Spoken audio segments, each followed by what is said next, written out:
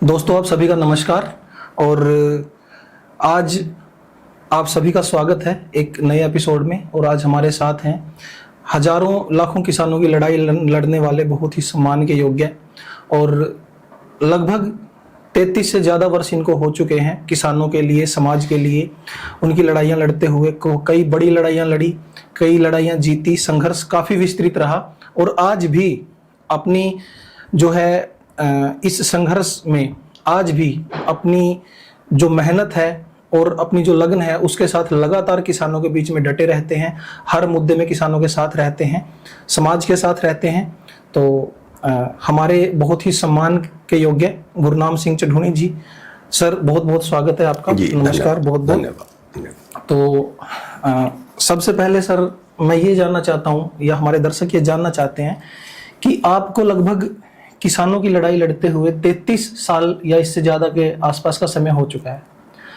तो इतने लंबे समय तक किसानों के लिए संघर्ष आपने किया है। इस इतनी लंबी लड़ाई में आपने बहुत उतार चढ़ाव देखे होंगे, काफ़ी कुछ देखा होगा। उस समय में और आज के समय में ये जो पूरा आपका ये जो यात्रा रही है संघर्ष की, आप कितने संतुष्ट हैं? कहाँ पाते हैं आपको, कहाँ पाते हैं किसानों को आज के समय में 33 साल बाद? देखिए, इस 33 साल के पीरियड में जी अंदरले मन से लड़ाइयाँ लड़ी हैं। मतलब ना कभी घर की परवाह की, ना कभी शरीर की परवाह की जी, ना कभी ये परवाह की कि सामने किससे लड़ रहे हैं जी। और इसी कारण ये भी हुआ कि बहुत सी बार जड़ें काटनी पड़ी। अब भी मेरे ख्याल से 17-18 मुकदमे चल रहे हैं, कईयों में वारंट हैं अब भी जी। और एक टाइम तो ऐसा भी आया चौटाला के टाइम में जब मेरे को अंदर जेल में डाला गया, मेरी घरवाली को जेल में डाला गया, छोटे भाई की घरवाली को जेल में डाला गया, हमारा नौकर को भी जेल में डाला गया, हमारे ड्राइवर को भी जेल में डाला गया, भतीजे को भी जेल में डाला गया। तो सारा मतलब जो भी कर सकते थे सो किया। और इसके बाद भी बहुत सी जो है वो मुसीबतें परिवार के ऊपर आई हैं। जैसे मेरा छोटा भाई सरपंच था, उसके सारे कागज करेड़े गए कि भी किसी तरह इसको सस्पेंड किया जाए। और भी जहां जहां प्रताड़ित कर सकते थे किया। तो बहुत कुछ देखा है, लेकिन इस सब कुछ करने के बाद, अंतरात्मा से लड़ने के बाद भी हम जो देखते हैं कि जैसे मैं 1992 में किसान यूनियन में आया था, 1992 में बड़े बड़े आंदोलन भी बीच में आए हैं जिनमें बहुत से किसानों की शहीदियां भी हुई हैं। लेकिन 1992 में किसान सुसाइड नहीं करता था। उस टाइम पे सुसाइड नहीं होती, उस टाइम आत्महत्या नहीं थी किसान की। आज किसान की आत्महत्या की गिनती बढ़ रही है। उस टाइम किसान के बेटे इतने बेरोजगार नहीं थे, आज बेरोजगार हैं। और अगर उसके पहले हम चले जाएं, 50 साल पहले चले जाएं, 60 साल पहले चले जाएं, तो हमारे जो बुजुर्ग थे वो अपने बेटे को नौकरी नहीं करवाते थे कि मेरा बेटा किसी के आगे जाके नौकर लगेगा। एक टाइम तो ये भी आया था हमारे देश के सामने कि सरकार के लोग आते थे, भैया आपके पास 4 बेटे हैं, एक बेटा तो मिलिट्री में दे दे। हाँ जी, देश की रक्षा की जरूरत है। ये टाइम भी आया। लेकिन अब क्या है, अब हमें नौकरी के लिए तो हमको 10 लाख रुपए भी दे देंगे। अब जो बेरोजगार हैं, जिसे हम सोच नहीं सकते थे कि अपने देश को छोड़ के जा रहे हैं, माँ बाप यहाँ है, बच्चे बाहर हैं। मैं अपने गांव की ही आपको बता दूं कि मेरे गांव में ही मेरे ख्याल से 300 बच्चे बाहर जा चुके हैं और अगले 10 साल में, 15 साल में 100 परिवार कम से कम ऐसे हो जाएंगे जिनको आगे ताड़ा होगा, घर खाली हो जाएंगे। जो बूढ़ा बूढ़ी यहाँ पे है, या तो वो परमात्मा को प्यारे हो जाएंगे या वो अपने बच्चों के पास चले जाएंगे। और हर गांव का ये हाल है। तो अब जो देश की हालत है, जो या हम किसान की हालत पे बोल रहे हैं, तो पहले से बदतर है, अच्छी नहीं है। आंदोलन बहुत किए हैं, मेरे अलावा भी बहुत से नेता हैं जिन्होंने किए हैं। सभी के आंदोलनों का अगर हम मिलाएं तो रिजल्ट जो है वो कोई बहुत सुधार वाला नहीं। हम अगर कंपटीशन भाव से कर लें तो मान लिया 1970 का हम अगर कंपटीशन करें, 1970 में 2.5 क्विंटल गेहूं का 1 तोड़ा सोना था, आज करीब 33-35 क्विंटल गेहूं का 1 तोड़ा सोना है, 35 क्विंटल का। ठीक है, बिल्कुल। इसी तरह से मान लिया हम मकान बनाते थे, 1 क्विंटल गेहूं की 1600 ईंटें थी, आज तो 1 क्विंटल गेहूं की 300 ईंट आएगी। 300 ईंट आएंगी। और भी जब जिस चीज का भी बाजार से मुकाबला कर लें उसका यही हाल है।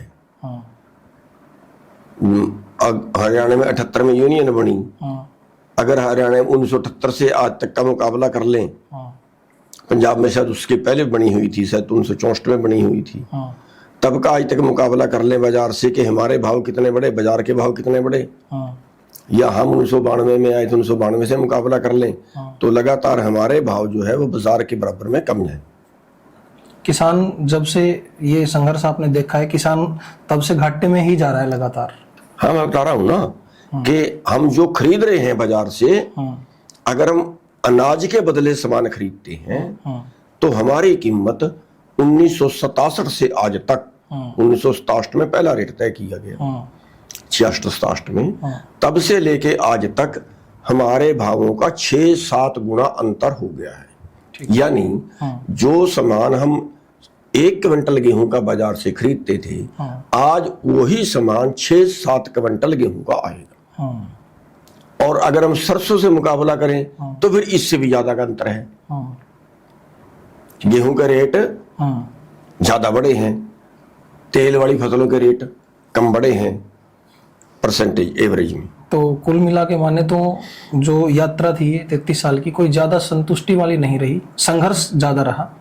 देखिए, हम अगर इतना ना करते तो हो सकता है अब तक खेती भी जा चुकी होती, खत्म हो चुकी होती। जी बिल्कुल, बिल्कुल। ये है कि वो आज तक जो बची हुई है, फिर भी हमारे पास जो घर का बचा हुआ है, वो जो है वो संघर्षों के कारण ही बचा, वरना ये भी आज तक नहीं बचना था। ये उसकी उपलब्धि कह लीजिए आप। और इसीलिए संघर्ष आगे जारी रखना जरूरी है। नहीं, संघर्ष तो अब जारी रखना, हम तो ये सोच के लड़ रहे हैं कि शायद हम जो इरादा लेके चले थे वो तो शायद पूरा नहीं हो पाएगा, लेकिन जब तक जिंदा हैं तब तक अपना धर्म इंसान को निभाना चाहिए, गलत के खिलाफ लड़ना चाहिए, और लोगों का अगर कहीं भला कर सकते हैं तो जरूर करना चाहिए। जी। जब आपकी ये यात्रा शुरू हुई थी किसानों के लिए, जो आपकी संघर्ष की यात्रा, जो लड़ाई शुरू की थी आपने, उस समय पे आप किससे प्रभावित हुए थे? आपका जो आदर्श कोई रहा होगा उस टाइम पे, कौन आपके आदर्श से किससे प्रभावित होकर शुरू? देखिए, आदर्श जैसी तो कोई ज्यादा बात नहीं है, लेकिन एक जब किसी के साथ अन्याय होता है उसको फील तो करता है आदमी, हर आदमी करता है, कोई भी। और जब उसको लगे कि हाँ यार यहाँ सुधार हो सकता है तो फिर आदमी का मन भी करता है उसको काम करने को। तो हमारे जो हमने सबसे पहले जो किसान के बारे में बात सुनी थी, क्योंकि एक्चुअली हम तो जो है वो खेत से ही जुड़े हुए थे और खेत के अलावा हमें बाहर का कुछ पता नहीं था। क्योंकि 1978 में जब मैं 18.5 साल का था, हमारा एक झगड़ा हो गया था और उसमें मेरे को सजा हो गई थी। तो 1978 से जनवरी 84 तक जेल में रहे हैं जी। और उसके बाद आके फिर घर का काम संभाला है, घर का काम भी कमजोर था, तो बस वो घर के काम तक ही सीमित थे। तो 1992 के करीब में या 91 में या 92 में हमारे गांव में जो है ये यहाँ गुरुकुल के जो आचार्य थे, आचार्य देवव्रत जी, ये उस वक्त किसान संघ के जिला प्रधान हुआ करते थे। अच्छा जी। तो मेरे को तो पता नहीं था किसान संघ किसका है किसका नहीं है, बिल्कुल अनजान आदमी थे। तो ये गए, इन्होंने वो कोई मैटर था उसके बारे में इन्होंने समझाया कि ऐसे किसानों को इकट्ठा होना चाहिए, संगठन बनाना चाहिए। तो वो मेरे को अच्छा लगा जी। तो फिर मैंने इनकी 3-4-5 मीटिंग इनकी अटेंड की। और उसके बाद फिर हरियाणा में एक आंदोलन शुरू हो गया, बिल रोको आंदोलन, भजन लाल सरकार के खिलाफ। अच्छा जी। उस वक्त घासीराम जी स्टेट प्रधान हुआ करते थे और मांगेराम मलिक जी जो हरियाणा के संस्थापक थे वो उसमें आगे थे। हाँ। तो उस वक्त जो यहाँ इलाके के लोग थे तो वो इकट्ठे होकर हमारे गांव में पंचायत की, भाई संगठन से जुड़ो। और उसमें 3 बार पंचायत हमारे गांव में हुई। यहाँ को जो जिला प्रधान था वो वीडियो जर्नैल सिंह हुआ करता था। और जो स्टेट जो ब्लॉक प्रधान था वो शेर सिंह जी हुआ करते थे कतलारी गांव के। वो कतलारी वाले और ढोला माजरा हमारे पास में है। यहाँ के लोग इकट्ठे होके आए और 3 बार पंचायत वहां पे की कि भी अपना गांव में कमेटी बनाओ। तो उस गांव की कमेटी में मेरे को प्रधान बना दिया गया जी। तब से लेके लग रहे थे और बस आज तक लग रहे हैं। इस दौरान जो आपकी ये पूरी 33 साल की यात्रा देखते हैं किसानों के प्रति, आपके कुछ समकालीन नेता भी रहे हैं कि जो इस लड़ाई में बीच में आपके साथ आए, फिर उन्होंने संघर्ष को बीच में छोड़ भी दिया। ऐसे कई नेता हैं, नाम लेना तो मैं उचित नहीं समझता।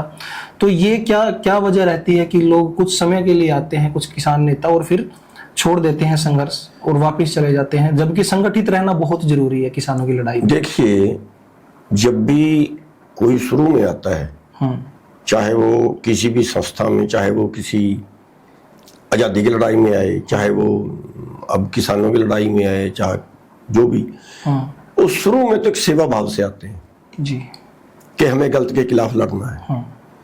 लेकिन बाद में वो चीजें बदल जाती हैं जी। धीरे धीरे धीरे वो चीजें बदल जाती हैं और फिर वो सेवा की जगह चौधर मन में आ जाती है कि हाँ यार वो बड़ा चौधरी बन गया, मैं छोटा चौधरी रह गया। वो चीज होती है। या फिर कई जगह पे फिर कईयों के मन में लालच भी आ जाता है, जो आजकल देखने को मिल रहा है। वो लालच भी आ जाता है कि ठीक है यार तू चौधरी बनेगा, वो फलानी मिल पे धरना देगा, वो वहां से देगा, कुछ पैसे मिल जाएंगे, ऐसे आंदोलन करेगा तो तेरे कुछ पॉपुलैरिटी हो जाएगी। वो भी एक मतलब अपने आप को जो हीरो बनाने की भावना है, वो भी एक बदनीयत कही जा सकती है। समर्पण की भावनाओं में कमी आ जाती है। समर्पण की भावना में कमी आ जाती है। मतलब आंदोलन जो चलता है वो समर्पण से तो चलेगा। अगर वो हीरो बनने के लिए लड़ा जाए तब भी बदनीयत है। बिल्कुल। अगर वो पैसा कमाने के लिए लड़ा जाए तब भी बदनीयत है। और वो जो भावना है बढ़ रही है, और वो भावना बढ़ने से फिर एक संगठन के 2 संगठन, 2 संगठनों के 4 के 8 के 16, और ऐसे बढ़ते बढ़ते बढ़ते अब पंजाब में मैंने गिने थे 56 संगठन हो गए। यूपी में एक दिन एक बता रहा था कि 385 संगठन तो रजिस्टर्ड हो गए। अभी हमने जो एसकेएम बना 385 उत्तर प्रदेश। अभी जो एसकेएम बनाया था पीछे, और एसकेएम में वो जो दूसरे लोग थे वो जिक्र करते थे कि इसमें 550 संगठन शामिल हो गए। अच्छा जी, ठीक है। तो वो जो था सेवा भावना नहीं, उसके पीछे कुछ और चीज फिर जब आ जाती है तो वो चीज दूषित, वो संगठन ही दूषित हो जाता है। बिल्कुल बिल्कुल। जो भारतीय किसान यूनियन है BKU, इसको चढ़ूनी ग्रुप क्यों बोला जाता है जी? स्पेशली चढ़ूनी ग्रुप बोला जाता है कि ये चढ़ूनी ग्रुप है। देखिए, पहले तो भारतीय किसान यूनियन ही लिखते थे हम भी, लेकिन अब वो सारे भारतीय किसान यूनियन लिखे तो फिर ये पता नहीं रहता कि कौन सा वो है जी। लोगों को कंफ्यूज हो जाते हैं। तो उससे जैसे किसी ने किसान यूनियन सिद्धूपुर लिखवा लिया, किसी ने किसान यूनियन डल्लेवाल लिखवा लिया, किसी ने किसान यूनियन राज्यवाल लिखवा लिया, किसी ने किसान यूनियन डकौंदा लिखवा लिया। ऐसे वो अपने पीछे गांव का नाम या कुछ और ऐसे लगा दिया ताकि उसकी पहचान हो जाए कि ये किसकी है। वो तो केवल एक पहचान के लिए हमने भी अपने पीछे उसका गांव का नाम लिखवा दिया जी, भी ऐसे एक पहचान हो जाए, उसका अर्थ तो केवल इतना से। और इस बीच जो SKM है, संयुक्त किसान मोर्चा SKM, उसका गठन कैसे हुआ था और उसमें चढ़ूनी ग्रुप का क्या योगदान रहा है? देखिए, उसका जो गठन था, एक आपके ध्यान होगा जब ये 3 कानून आए हैं जी, तब सभी लोग लोगों के मन में एक बात ये बैठ गई कि अब इकट्ठे होना पड़ेगा, इकट्ठे होकर लड़ सकते हैं और दूसरा रास्ता नहीं है जी। उसमें पंजाब में राज्यपाल जी ने इकट्ठे करने की कोशिश की, हरियाणा में मैंने इकट्ठे करने की कोशिश की, 17 संगठन इकट्ठे किए भी। हाँ। आपके याद होगा पिपली में 10 सितंबर 20 को एक रैली रखी थी, उसमें बहुत बुरी तरह से लाठीचार्ज हुआ था। बहुत से लोगों की हड्डियां तोड़ दी थी, सिर फाड़ दिए थे। वो 19-17 संगठनों के अंदर था वो जी। और उसके बाद एक फिर मैंने यहाँ के थोड़े राष्ट्रीय प्रधानों की मीटिंग बुलाई थी, उसमें 8 संगठन इकट्ठे हुए थे। वो एक प्रयास किया था कि हम कुछ करें। उसमें एक प्रोग्राम भी दिया था छोटा सा, रोड जाम करने का 3 घंटे का, क्या वो थोड़ा कामयाब भी हुआ था जी। और उसके बाद फिर जो वीएम सिंह जी हैं उन्होंने भी एक ग्रुप बनाया हुआ था जिसमें एक कॉमरेड वगैरह सारे थे, ऑल इंडिया किसान कोऑर्डिनेशन कमेटी। तो इन्होंने ऑल इंडिया किसान कोऑर्डिनेशन कमेटी ने एक कॉल दी थी, इतनी तारीख को ये करेंगे, इतनी तारीख को ये करेंगे। 1-1.5 महीने के प्रोग्राम, 2 महीने के प्रोग्राम लगातार दे दिए थे और उसी में एक प्रोग्राम ये था कि 26-23 नवंबर को दिल्ली कूच जी। ये ऑल इंडिया कोऑर्डिनेशन कमेटी का था, ये वीएम सिंह का था जी। तो फिर उनको ये लगा कि हमें दूसरे लोगों को बुलाना चाहिए जी। हम इसमें अकेले कामयाब नहीं होंगे ये लगा, और फिर उन्होंने मेरे को और राज्यपाल को उस मीटिंग में बुला लिया। उस मीटिंग में मैंने उनके आगे राय रखी थी कि आप जिस तरीके आप अगर ये चाहो कि आपके नीचे सारे देश लग जाएगा, नहीं लगेगा।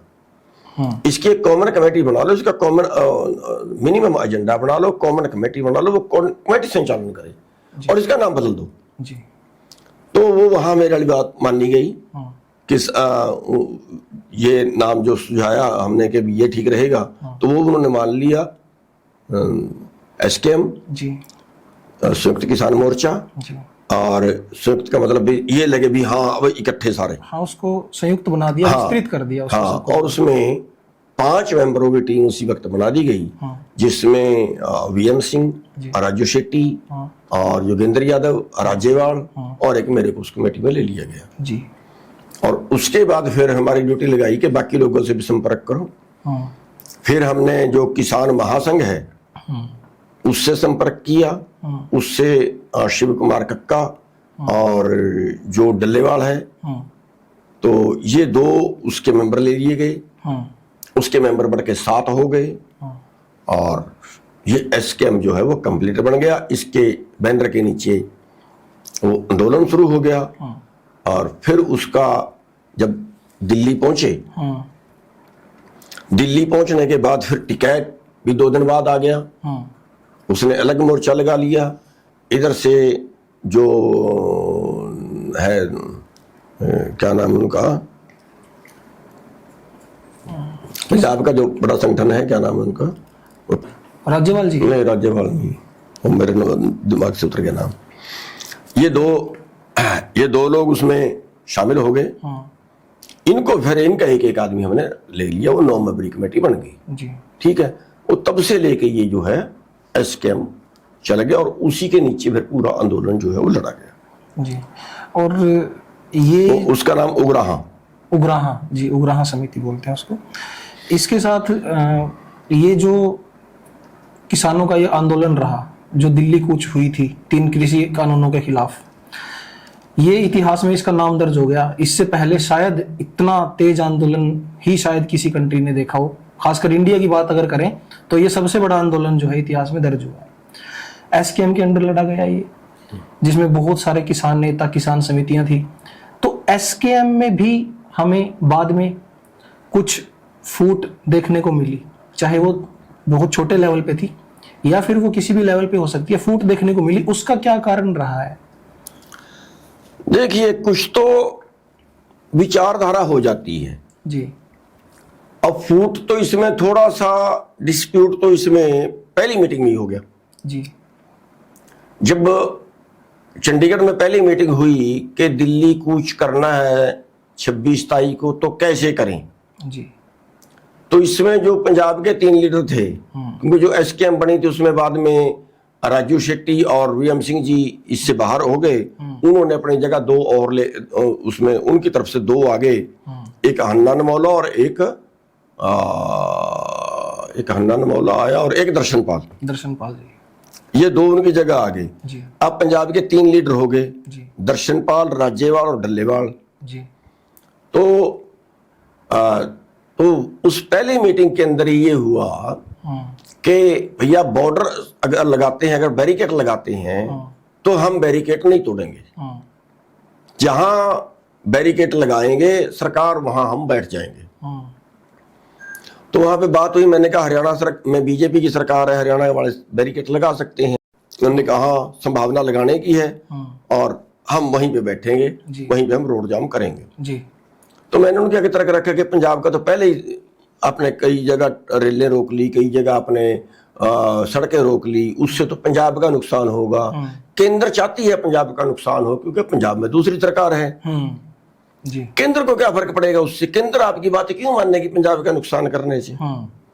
आप दोबारा से सभी की मीटिंग करिए, अपने पूरे ग्रुपों की मीटिंग कर दिल्ली चलने का फैसला लीजिए और डराइए सरकार को कि दिल्ली पहुंचेंगे चाहे गोली मार देना, हम हाथ नहीं उठाएंगे लेकिन आएंगे दिल्ली जी। तो मैं ये दावे से कहता हूं कि सरकार पहले ही बुला लेगी आपको बात के लिए जी। तो उन्होंने मेरी बात मानी नहीं। हमने कहा भी फिर ये बताइए कि हम तो हरियाणा में हैं, हम तो हरियाणा में बैठे हैं जी, बिल्कुल, हम क्या करें, हमारे पास तो दिल्ली जाने के अलावा कोई चारा ही नहीं है, कोई रास्ता नहीं है हरियाणा वालों के पास, ठीक है। और मैंने तो उनको फिर खुल के ये बता दिया कि भैया देखो फिर हम तो जाएंगे दिल्ली और बैरिकेड लगाएंगे तो हम नहीं रुकेंगे, हम तो तोड़ेंगे ठीक है। सरकार लठ मारे, सरकार मुकदमे बनाए, जेल में ले जाए, जो भी सरकार को करना है वो करे जी। हम हाथ नहीं उठाएंगे, ये भी साथ में है, लेकिन हम दिल्ली जाएंगे। कल फिर आप कहो कि अनुशासनहीनता कर दी, तो मैंने तो पहले दिन ही उनको बता दिया। तो अब हरियाणा सरकार ने हमें तो गिरफ्तार 23 तारीख से गिरफ्तार करना शुरू किया, बहुत से करीब 150 लोगों को हमारे को अरेस्ट कर लिया। तो मैं भी बाल बाल उस दिन बचा हूँ, जो मैं जिसके घर रुका हुआ था गुहाना में, शिजडाना गांव है, शिजडाना सरपंच के घर रुका हुआ था, सरपंच को अरेस्ट करके ले गए जी। और मैं ऊपर चबारे में था, उनको पता नहीं लगा, टेलीफोन बंद था, तो इसलिए बच गया। तो जब हम इकट्ठे हुए और इकट्ठे होकर उन्होंने बैरिकेड लगाया, हमने ये भी हमने बता दिया था कि हम छुप के भी नहीं जाएंगे, कह के जाएंगे कि इतनी तारीख को इतने बजे इस जगह से चलेंगे। उसके मुताबिक हमने बाड़ा मंडी से, मोड़ा मंडी से हमने प्रोग्राम बनाया, उसने बैरिकेड लगाया, हमने तोड़ा। और उसके बाद अगर शाहबाद का बैरिकेड था वो भी तोड़ा। और तीसरा बैरिकेड जो था वो करनाल का था। करनाल के एसपी ने कह दिया कि अगर ये बैरिकेड तोड़ दे तो मैं नौकरी छोड़ दूंगी। अच्छा जी, यहाँ तो उसने चैलेंज कर दिया। हालांकि उस पर 2.5 घंटे हमें बड़ा कशमकश उस पर चली और 2.5 घंटे में वो बैरियर तोड़ दिया। अब ये सारा सीन देख के पंजाब का जो युवा था वो गर्म हो गया। पंजाब के युवा ने कहा कि हम तो जाएंगे दिल्ली। अब नेताओं ने टेंट लगा दिए पीछे वहीं बैठने के लिए, हरियाणा सरकार ने तो बैरिकेड लगा दिए थे, लेकिन युवा ने वो सारे बैरिकेड तोड़ दिए। नेताओं को पीछे उठ के आना पड़ा। अब वो मेरे से बेचारे नाराज हो गए कि हमारी बेइज्जती होगी, तो फूट तो जब से शुरू हो गई थी। अच्छा जी। तो इस दौरान जो आपने एक राजनीतिक पार्टी भी बनाई, इसके बाद किसान आंदोलन, जैसे ही इलेक्शन आया, किसान आंदोलन के खत्म होते ही, या गठन तो उसका पहले आप कर चुके थे, पहले भी इलेक्शन लड़ते रहे हैं? नहीं, गठन पहले नहीं किया था। दरअसल मेरी एक विचारधारा ये है जी, और वो सच भी है, उसके अलावा कोई इलाज भी नहीं है। जैसे हम बता हटे हैं कि इतने साल से आंदोलन कर रहे हैं, हमारे से पहले से भी लोग आंदोलन कर रहे हैं, लेकिन हालत तो डाउन गई, जो आंकड़े में दे के हटाऊं। तो अब भारत में जो है वो लोगों से सत्ता बढ़ती है, सत्ता से कानून बनते हैं, कानून से देश चलता है जी। और वो हमारी वोट से बनते हैं। 100 में 65 वोट हमारी, और हम भिखारी किसान की 100 में से 65 वोट किसानों की, और किसान भिखारी, और राज किसका? बड़े पूंजीपतियों का। तो मेरी ये राय थी, उनको भी मैंने राय दी कि जब आपने 750 मरवा दिए, फिर भी सरकार ने पूरी बात नहीं मानी, अधूरे उठ के जा रहे हैं। अगला हमारा आंदोलन वोट का आंदोलन होना चाहिए और हमें यहां से घोषणा करनी चाहिए कि पंजाब में चुनाव लड़ेंगे, वहीं के लोगों को लुभाएंगे, पूरे देश का एसकेएम जाकर उनकी सपोर्ट करेगा, वोट की का आंदोलन करेंगे, तुम्हें भगाएंगे सभी राजनीतिक पार्टियों को, क्योंकि हमारी बात कोई नहीं करता। ठीक है, उन्होंने उसका उल्ट किया। उन्होंने ये किया कि जो चुनाव लड़ेगा उसको हम एसकेएम से बाहर निकालेंगे, और उसका रिजल्ट ये हुआ कि पंजाब में जो है हमारा कोई बस नहीं चला। पार्टी हमने बनाई थी लेकिन कोई बस नहीं चला, 1.5% वोट आए जी। और जो हमारा विरोध करने वाले लोग थे उन्हीं किसान यूनियन वालों ने गाड़ी पे एक तरफ किसान यूनियन का झंडा था और एक तरफ आम आदमी पार्टी का झंडा था। अब आम आदमी पार्टी का बहुमत आ गया, बहुत दलदल से आ गया, और अब आप देख रहे हैं फिर आम आदमी पार्टी के आगे बैठे जी। जो पार्टी अपने हाथ से बनाई कि ये अच्छी है, अब बताइए अकाली दल बहुत बुरा है, बीजेपी बहुत बुरी है, कांग्रेस बहुत बुरी है, आम आदमी पार्टी भी बहुत बुरी है, अंग्रेज भी बहुत बुरे थे, और आप लड़ना नहीं, तो फिर अब राज किसका आएगा जी? कोई इलाज? जो ये कहते हैं कि हम अराजनीतिक है, गैर राजनीतिक है, मैं ये कहता हूं सबसे बड़े पापी हैं। उस आंदोलन का सत्यानाश जो कर दिया, उस एसकेएम का सत्यानाश जो कर दिया, वो इन गैर राजनीतिकों ने कर दिया जी। ठीक है, और फिर गैर राजनीतिक कौन है? क्या एसकेएम गैर राजनीतिक हम उसको कह सकते हैं? जिस दिन एसकेएम बना उस दिन वीएम सिंह उसका मेंबर बना। वीएम सिंह चुनाव लड़ चुका था, राजू सेठी चुनाव लड़ चुका था, मैं भी चुनाव लड़ चुका था, जोगेंद्र यादव भी चुनाव लड़ चुका था, एक बचा था राज्यपाल जिसने चुनाव नहीं लड़ा था, उसने बाद में लड़ लिया जी। ठीक है, और उसके बाद जो मिला ये संघ वाले, उसमें कक्का भी चुनाव लड़ चुका था जी। ठीक है, तो राजनीतिक गैर राजनीतिक रहना अलग मैटर था, किसान के मुद्दे पे लड़ना अलग मैटर था। हम तो सुधार चाह रहे थे। अब अगर पंजाब में किसानों की सरकार आई होती, हिसाब लगाइए जी, अगर पंजाब में किसानों की सरकार आई होती तो क्या आज लठ खाने पड़ते किसानों को? जी नहीं, बिल्कुल नहीं खाने पड़ते। और अब ये चिल्लाते हैं आप भगवंत मान बहुत बुरा है, फिर अच्छा कौन है? भगवंत अच्छे को तो आप लाते नहीं है, अच्छे को तो आप चुनोगे नहीं, बुरे को ही चुनोगे। तो फिर जब बुरे को चुनोगे फिर चिल्लाते क्यों है? तुमने चुना था भाई। अब एक सवाल आता है जी यहाँ पे, अगर वोट की बात आती है तो सभी किसान नेता लगभग चुनाव लड़ चुके हैं। आपने हरियाणा में यहाँ पेहवा में 6000 एकड़ जमीन किसानों की छुड़वाई थी।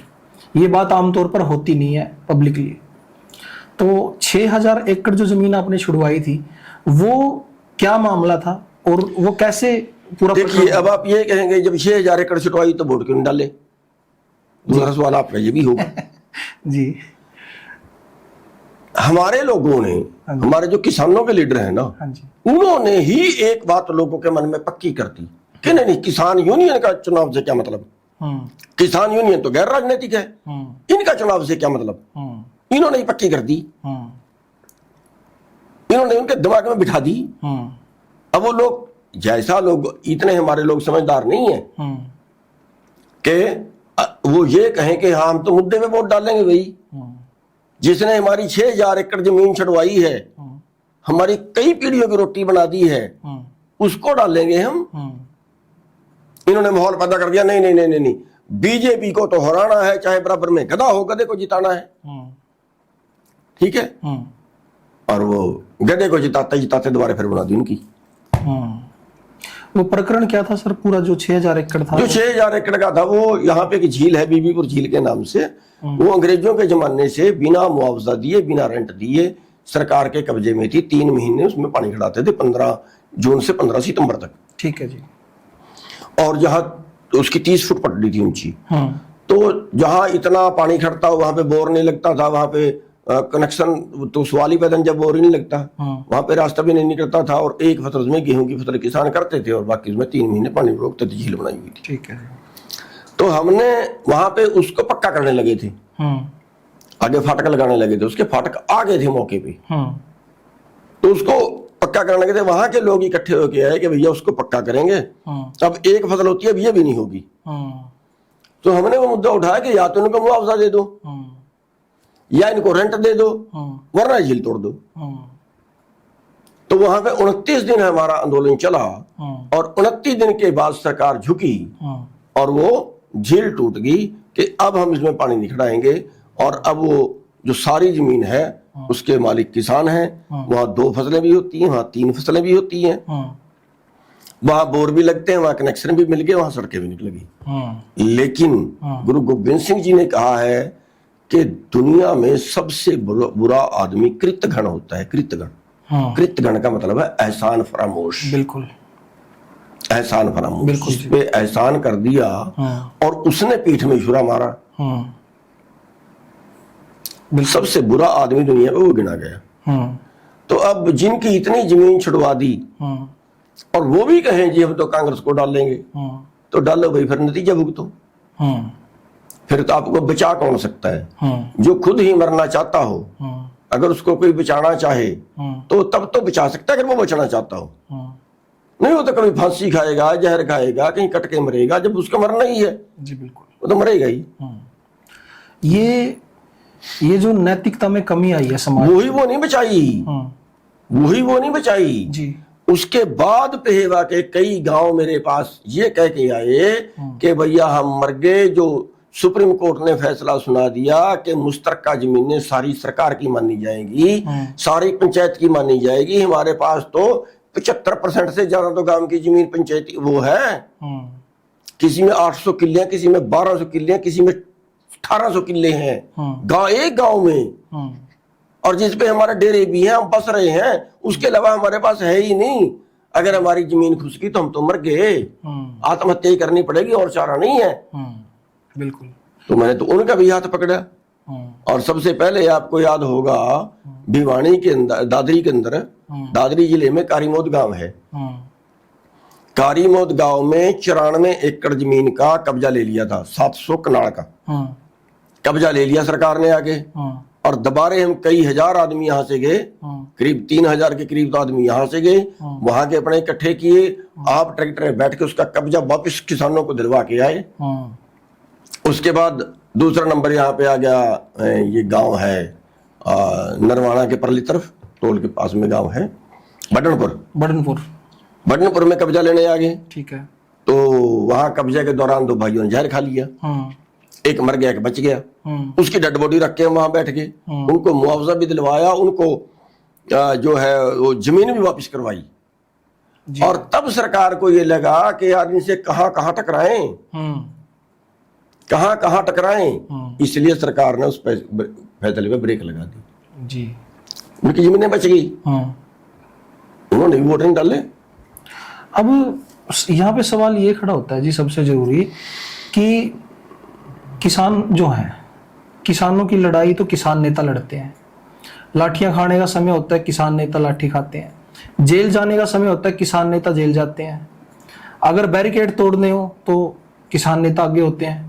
तो सरकार से या फिर तंत्र से जब भी लड़ाई या फिर प्रताड़ना की बात आती है तो किसान नेता आगे होता है। तो जब सरकार चुनने की या वोट देने की बात आती है तो लोग दूसरी राजनीतिक पार्टियों की तरफ क्यों आकर्षित हो जाते हैं? सबसे जो मेन बात इसमें मैं पूछना चाहता हूँ वो ये पूछना चाहता हूँ कि ये जो समाज में नैतिकता में जो कमी आई है, जो फर्ज नहीं समझते लोग अपना, ये नैतिकता है, ये नैतिकता में कमी आई तो ये आई क्यों? इसका क्या कारण है? लोग क्यों नहीं समझ रहे इस चीज को? देखिए, मैं तो जहां तक समझता हूँ, ये समझता हूँ कि ये ना समझाए नहीं जाते, ये बहकाए जाते हैं। और चौधरी देवीलाल भी यही कहा करते थे जी।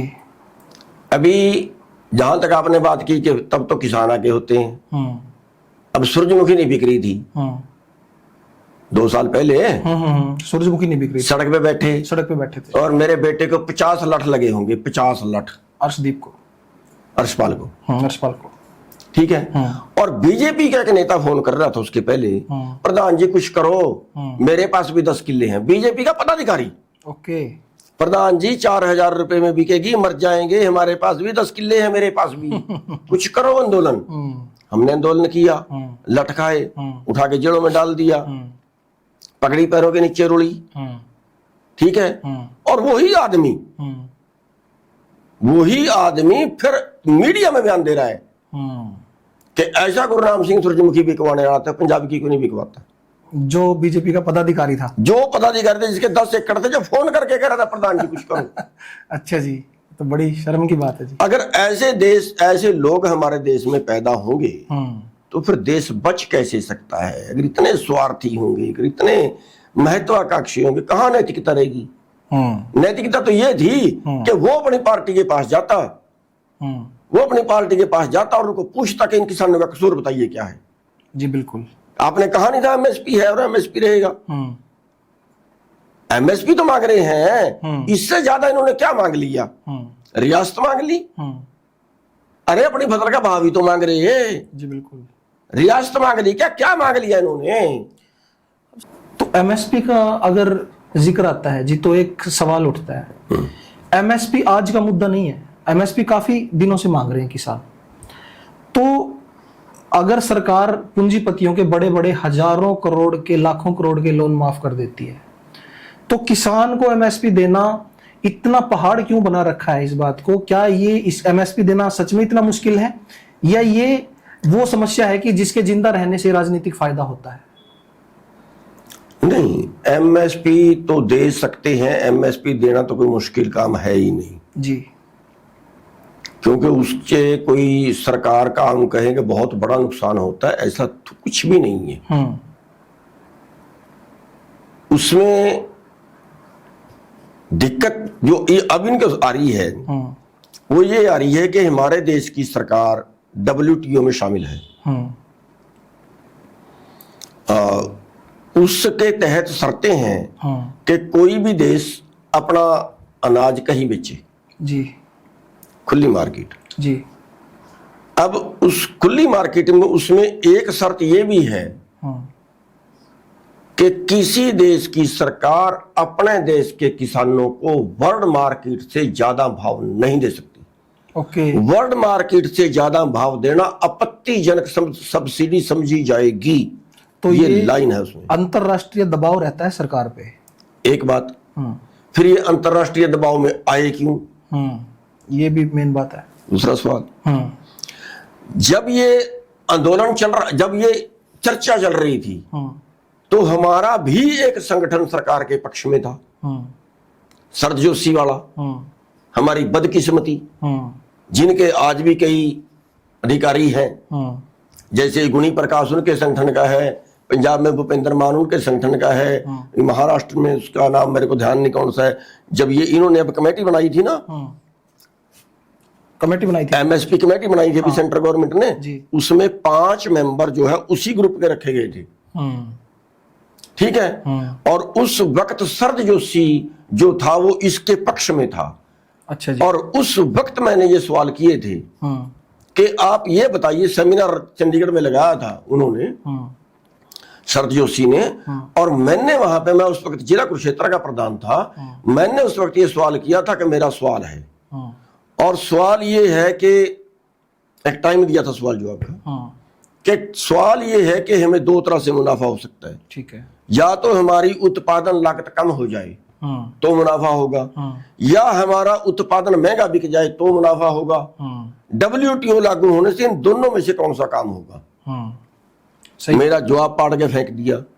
उसके बाद यही सवाल मैंने कई बार अपनी स्टेट की मीटिंग में किया, हमारा प्रेम सिंह दैया प्रधान होता था, और आखिरकार मेरे को उन्होंने, मेरे सवालों से वो इतने दुखी हो गए कि मेरे को उन्होंने किनारे किया। किनारे करने के बाद हमने अपनी यूनियन खड़ी की। इसी मुद्दे पे हमारी यूनियन खड़ी हुई थी 2004 में, और उस शरद जोशी को केंद्र सरकार ने किसान टास्क फोर्स बना के, उस वक्त भी बीजेपी का राज था, बता दूं आपको, किसान टास्क फोर्स कोई संस्था नहीं थी, नई संस्था खड़ी की गई, किसान टास्क फोर्स, और उस शरद जोशी को उसका चेयरमैन बनाया गया जी। यानी वो शरद जोशी सीधा अमेरिका के पक्ष में खड़ा था, वो फिर से किसानों के और किसानों को, भारत के किसानों को गुमराह कर रहा था। इसलिए उस वक्त जो बड़ा आंदोलन होना चाहिए था वो नहीं हो पाया था, और उसी के तहत, शर्तों के तहत आज एमएसपी पे दिक्कत है। दूसरी चीज, देने में कोई, जो ये कहते हैं कि इतना बजट नहीं है, वो गलत आंकड़ा है जी। अब जिस दिन हमारी अमित शाह जी से मीटिंग हुई थी, उस दिन उन्होंने 17,26,000 करोड़ रुपया बनता है अगर सारे देश को एमएसपी दें 23 फसलों पे, और इतना हमारे पास बजट नहीं है। तो मैंने कहा नहीं जी, आप उसको बेचोगे भी तो कोई लेके समुद्र में थोड़ा ही फेंकोगे जी। ये बयान आपका हमने टीवी पे भी देखा था।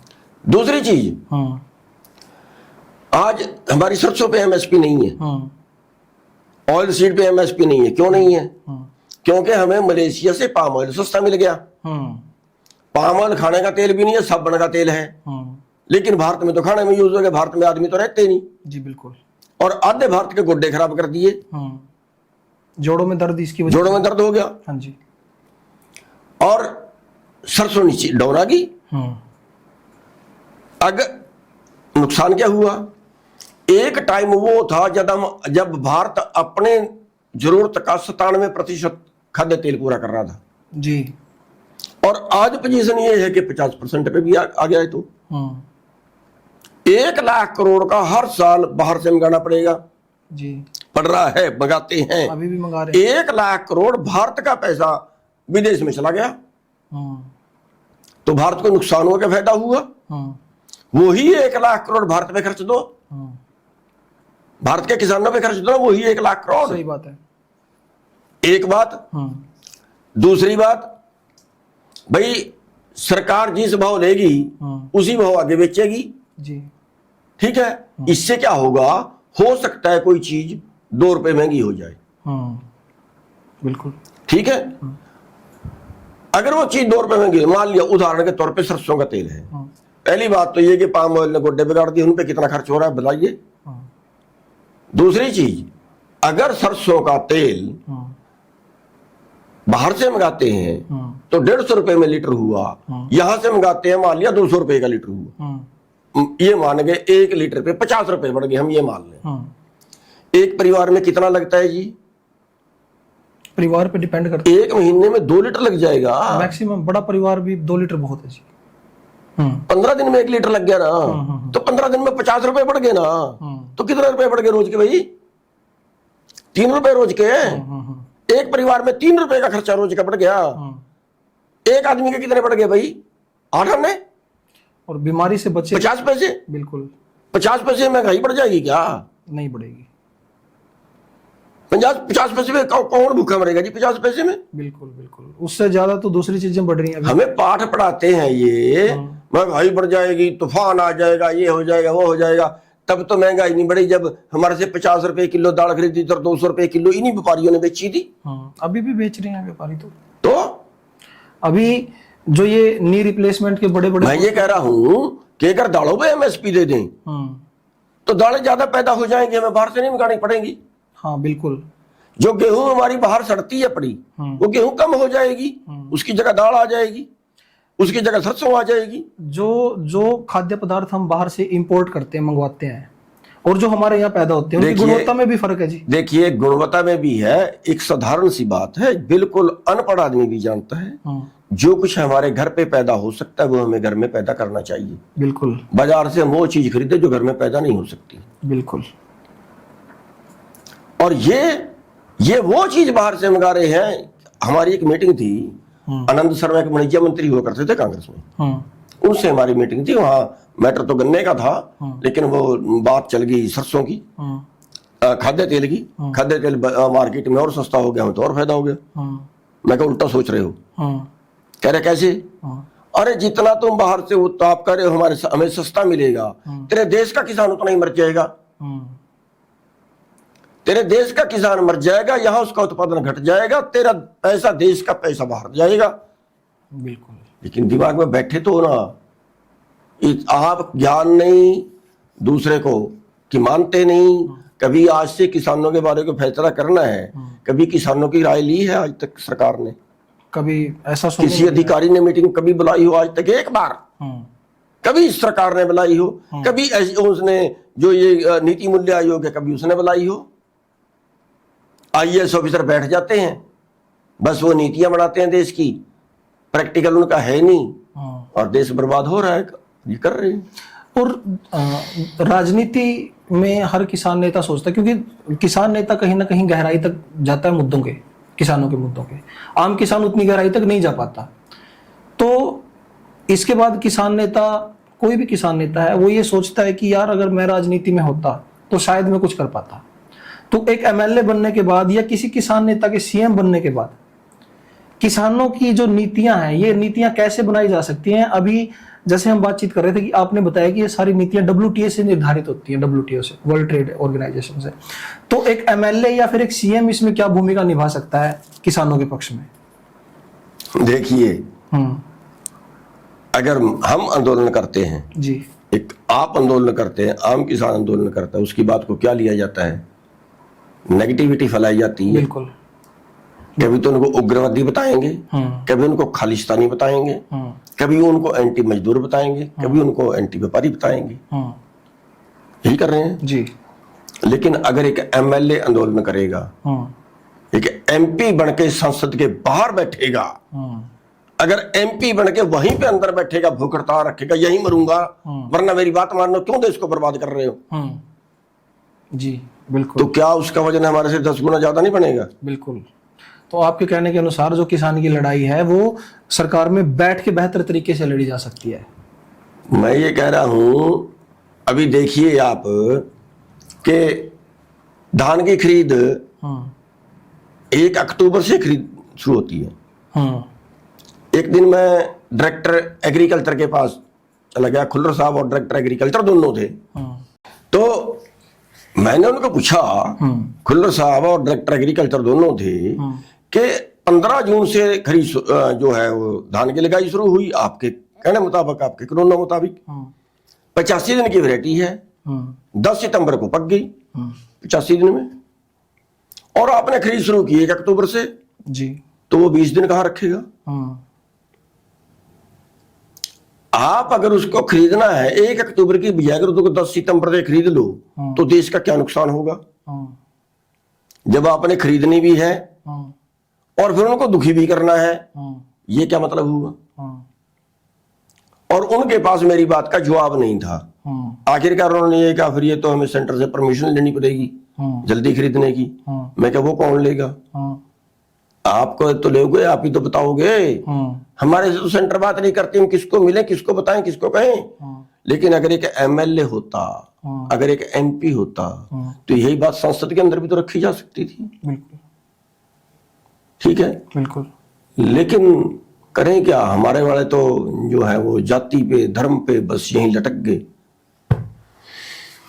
अब एक सवाल आता है जी कि जो 3 कृषि कानून थे हमारे, किसान, बहुत सारे किसान इस असमंजस में हैं कि ये अस्थायी तौर पर स्थगित हुए हैं, ये परमानेंटली स्थगित नहीं हुए, ये कभी भी वापस आ सकते हैं। इस बात में कितनी सच्चाई है? नहीं, वो तो परमानेंट वापस हुए थे जी। जो कानून उन्होंने बना दिए थे वो तो उन्होंने परमानेंट वापस हो गए थे, वो रद्द कर दिए थे। लेकिन बाद में नियत बदल जाए तो उसका क्या करे कोई जी, क्योंकि सत्ता पे तो वही बैठे हैं। अब उन्होंने जैसे ये मंडी में सौदा भेज दिया कि भी बाहर प्राइवेट खरीद सकता है, अगर मंडी में सौदा वो लागू हो जाए, हमने भी उसका भेजा है, उसका कहा कि ये तो सत्यानाश कर देगा, वही चीज वापस आ जाएगी, तीनों कानून एक में समा जाएंगे। ठीक है, मान लिया अडानी को कह देता है ठीक है जहां तेरी मर्जी वहां से खरीद ले, ठीक है, अब उसके सेल रहे हैं, धान आया और जो मॉडर्न सेलर आगे लग रहे हैं ना, उस तरह के लग रहे हैं कि जैसे हरियाणा में भी कई सेलर उसके आगे, कई है, यहाँ डांड में है, सेलो गोदाम उसके आगे। बिल्कुल बिल्कुल। तो अब जैसे ट्राली जाएगी और उसमें सीधी अनलोड होगी और चावल कुट के और सीधा उसके सेलो गोदाम में चला जाएगा। बिल्कुल, हाँ ऐसे ही होता है जी। ठीक है, अब किसके पास रिकॉर्ड है किसने कितनी खरीदी? नहीं, बिल्कुल किसी के पास कोई कानून तो वही टूट गया, अगर मंडी गई। हाँ, अगर इसका प्राइवेटाइजेशन होता है तो सिर्फ उस प्राइवेट बंदे को ही पता जिसने वो खरीदी है। मंडी गई, बिल्कुल, स्टॉक सीमा गई, और फिर वो कहेगा ठीक है आपको कितने बेचनी है अगले साल बताइए। वो कहेगा जी मेरे को 200 क्विंटल बेचनी है, ठीक है 200 क्विंटल का ठेका मेरे से कर ले। बिल्कुल, तीनों कानून एक में समा गए। और फिर वो किस रेट पे बेचेगा? 14-15 में जो था वो दाल 50 रुपए खरीद के 7 या 8 लोगों ने स्टॉक की थी। महाराष्ट्र सरकार ने एक गुप्त चिट्ठी लिखी थी कि स्टॉक सीमा हटा दी गई, और वहां पे सारे देश की दाल जमा हो गई, और वही दाल 200 रुपए में किसानों को मिली थी। इस बात के तो पता ही नहीं लगा लोगों को। बिल्कुल। अब जैसे जैसे आगे बढ़ते हैं तो आपका जो राजनीतिक सफर है वो भी जारी रहेगा। देखिए मेरा जो है वो मन खराब हो गया है जी। मैंने तो जो पार्टी रजिस्टर करवाई थी उसको भी रद्द करवाऊंगा जी, क्योंकि अगर कोई लोग बचना ही नहीं चाहते, इनको जबरदस्ती कैसे बचाया जा सकता है? लोग बचना नहीं चाहते, नहीं बचना चाहते, नहीं जिंदा रहना चाहते, जबरदस्ती कैसे इनको जिंदा रख सकता है कोई? जायज बात है। तो इनको तो यही कांग्रेस और बीजेपी अच्छी लगती है, तो भैया जाओ मरो जहां मरना है, और क्या कर सकते हैं। एक सवाल है जी, मैं अक्सर पूछता हूं पॉडकास्ट में जिससे भी बातचीत होती है हमारे गेस्ट से। ये जनता या हमारे युवा या फिर किसान कोई भी है जिसको वोट का अधिकार मिला हुआ है, वोट देने से पहले वो कैसे चुने अपने सही कैंडिडेट को, या फिर हमारा पार्टी तंत्र या लोकतंत्र इसकी इजाजत नहीं देता? नहीं, वो चुना, उसके दोनों जगह पे कमी है। एक जगह तो कमी ये है कि हमारा देश में जातिवाद के नाम पे अभी डंडे उठवा लो, कल उठ जाएंगे। धर्म के नाम पे कुछ नहीं करना आपको, बस एक उनको भेज के मंदिर के आगे पे कुछ करवा दो, मंदिर वालों को भेज के मस्जिद पे कुछ करवा दो, अगले दिन सब कत्ल हो जाएंगे। ठीक है, वोट तो छोटी सी बात है जी।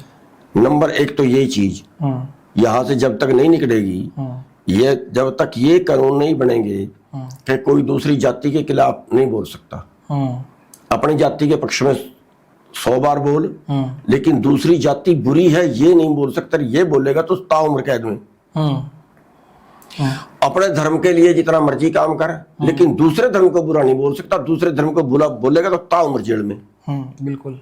एक दूसरा, यहाँ पे जो जरूरत है वो जो लोकतंत्र है जिसके लिए भगत सिंह जैसे फांसियों पे चढ़े थे, वो लोकतंत्र नहीं है, और पूरा देश गुमराह है। यहाँ पे पार्टी तंत्र है जी। बिल्कुल। बीजेपी टिकट देगी तो उसको तो फील्ड में जाएगा, कांग्रेस टिकट देगी तो फील्ड में जाएगा।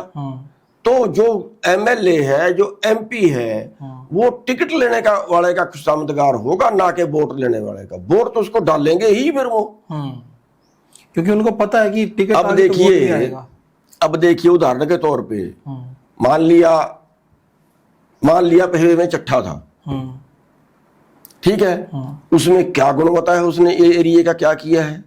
कोई गुणवत्ता नहीं है। बिल्कुल। क्यों जीता? क्योंकि कांग्रेस ने टिकट दे दिया।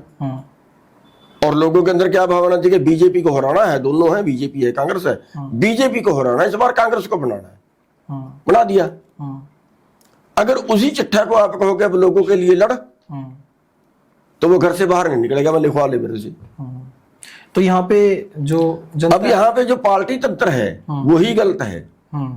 अगर लोकतंत्र चाहिए तो वोट ऐसे पड़नी चाहिए जैसे सरपंची की पड़ती है जी। सरपंच के मुकाबले में सरपंच खड़े, ठीक है जी। और सीएम के मुकाबले में सीएम खड़े जी। अगर सीएम के मुकाबले में सीएम खड़े तो क्या खट्टर साहब मुख्यमंत्री बनते? जी, लगता नहीं है ऐसा। नहीं लगता। अगर प्रधानमंत्री के मुकाबले में प्रधानमंत्री खड़े तो हो सकता है राहुल गांधी प्रधानमंत्री बन जाता है, हो सकता है, ठीक है। प्रधानमंत्री के मुकाबले में प्रधानमंत्री खड़े और एमपी करने के लिए किसी को टिकट ना लेनी पड़े, खड़ जो जितने खड़ना है। अब उसमें जो खड़ेगा तो वो जनता के लिए काम करेगा। क्यों एमएलए को, एमपी को फिर ये होगा कि मैं जनता के बीच में जाऊंगा, जनता के पक्ष की बहुत बात बोलूंगा तो मेरे पास वोट डलेगी।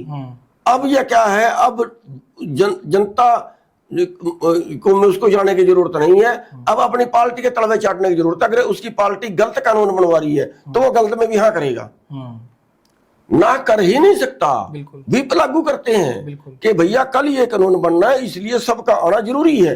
पार्टी में, पार्टी की जो विचारधारा है वो उनको माननी पड़ेगी, उससे बाहर वो कुछ बोल नहीं, माननी पड़ेगी। अब पार्टी अगर अमेरिका के पक्ष की बन जाए और जैसे हो रहा है तो फिर इनडायरेक्ट राज अमेरिका का हो गया, जैसे हो रहा है जिसकी अभी आप बात कर रहे थे WTO की। हाँ जी। हमारे देश में 2.5 एकड़ के किसान 82% हैं, 2.5 से कम वाले, और अमेरिका के अंदर 10 वर्ग किलोमीटर का एक किसान है।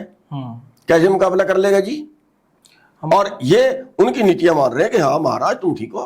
अभी ये टैरिफ जो शुरू हुआ था, मैं ये कह रहा हूँ जो मिल रहा था वो भी नहीं मिलेगा, जो अभी 90 दिन के लिए रोक दिया है, जो ट्रंप ने भी टैरिफ लगाया, ट्रंप ने, जिसको हम टैरिफ युद्ध बोलते हैं। जो भारत में अभी रेट मिल रहा था ये भी नहीं मिलेगा। ये किसानों के लिए कैसे खतरनाक, सत्यानाश करेगा, सत्यानाश करेगा, कन्फर्म करेगा। भारत की खेती तबाह होगी ही होगी। भारत की खेती कारपोरेट के पास जाएगी, दूसरा रास्ता नहीं है। किसानों के लिए इसमें क्या अलग चेंजेस दिए हैं इन्होंने बना के? अभी मैं कह रहा जो टैरिफ है अगर वही वो बढ़ा देते हैं तो यहाँ का माल वहां नहीं जाएगा। मान लो यहाँ की बासमती जाती है वहां, बिल्कुल नहीं जाएगी। हमारा बासमती चावल बहुत एक्सपोर्ट, और वहां से यहाँ आता है। अगर ये उस पर टैरिफ कम कर देते हैं, मैं जैसे सरसों का उदाहरण आपको दे रहा था, तो ये सरसों 4,000 में बिकेगी, 4,500 में बिकेगी। अगर उनसे मुकाबला करना पड़ गया, अगर उतना ही टैरिफ करना पड़ गया, ठीक है ना। अभी तो इनके पास कुछ अधिकार, WTO में कुछ अधिकार बचे हैं टैरिफ लगाने के। हाँ जी। अगर वो भी इनके पास नहीं बचे, अगर अमेरिका ने ऐसे डंडा दिखाना शुरू कर दिया तो सारा वहां का माल डंप होगा। वहां पर यहां से आबादी वहां की 25% है, एरिया यहां से मेरे ख्याल करीब 7 गुना ज्यादा है। वो तो आधी जमीन खाली छुड़वाते हैं, खाली छुड़वाने के पैसे देते हैं, और सारी कन्फर्म खरीदते हैं, चाहे खरीद के समुद्र में फेंकनी पड़े। और वहां का तो जो है सब्सिडी इतनी है कि एक साल में पढ़ रहा था कि वहां पे 3 अरब डॉलर की कपास पैदा हुई, 4.7 अरब डॉलर वहां सब्सिडी दी। वहां की कपास यहाँ कपास का 1 किला भी नहीं पैदा करेगा कोई। तो जो अमेरिका अपने किसानों को इतनी भारी सब्सिडी दे रहा है, वो बाहर इंडिया जैसे अलग अलग देशों पे क्यों रोक लगा रहा है? भैया आप देखिए, मान लिया मेरे पास 5,000 एकड़ हो